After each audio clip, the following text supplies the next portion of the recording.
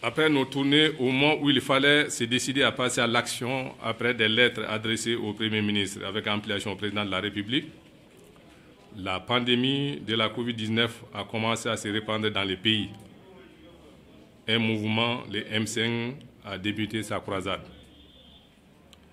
Imaginez quelle appréciation ferait aussi dans le même temps l'INTM pour ces problèmes ignorés des populations allaient en grève. Qui ne dirait-on de nous? Nous n'étions pas sûrs que nous serions compris, mieux en accord avec les syndicats nationaux, les unions régionales et locales. L'option n'était pas de jeter des luttes sur le feu, mais de tenter une conciliation nationale au prix des sacrifices des protagonistes de la vie politique en totale discordance. Le mouvement présidentiel M5 devrait faire des concessions et non faire de leur option un dogme. Nous cherchons à mettre la classe politique en concordance pour sauver le Mali en pleine déconfiture. Tous nos écrits et propositions ont été lus, souvent adoptés sans qu'on cite les initiateurs des idées adoptées. Cela n'était pas gênant pour nous, mais accepter une médiation étrangère ou internationale n'était pas une décision patriotique pour un pays au passé glorieux comme le Mali. Notre attitude, saluée par l'Organisation de l'Unité syndicale africaine qui a son siège à Accra, par la Confédération syndicale africaine, syndicale internationale branche africaine, avec son siège au niveau de Lomé, et la Confédération syndicale internationale avec son siège à Bruxelles, a rehaussé l'image de l'UNTM, des travailleurs maliens jusqu'au BIT et certaines institutions internationales présentes dans notre pays. Mais du pays, qu'en est-il?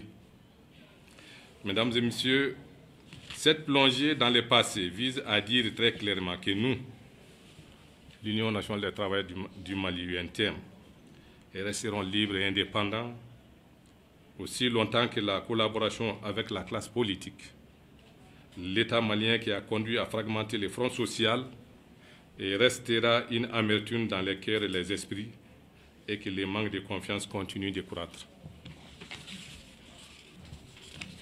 Mesdames et messieurs, les conditions politiques, juridiques et économiques touchent de près les domaines sociaux chers au syndicalisme. Voilà pourquoi les mesures politiques, en l'occurrence, intéressent l'UNTM, car elles sont en amont des problèmes des travailleurs. La transition a échappé aux forces vives et laborieuses du pays. Président de la transition, Premier ministre de la transition, gouvernement de la transition sont installés sans que la société civile, les syndicats, l'UNTM notamment, et ses démembrements aient leur mot à placer. En tant que partenaire de développement pour le Mali, l'UNTM entendait apporter toute sa contribution pour la réussite de la transition et le lancement du Mali dans une trajectoire de paix, de développement. Nous ne ferons plus comme par le passé. On ne laissera pas faire jusqu'à ce que tout se gâte.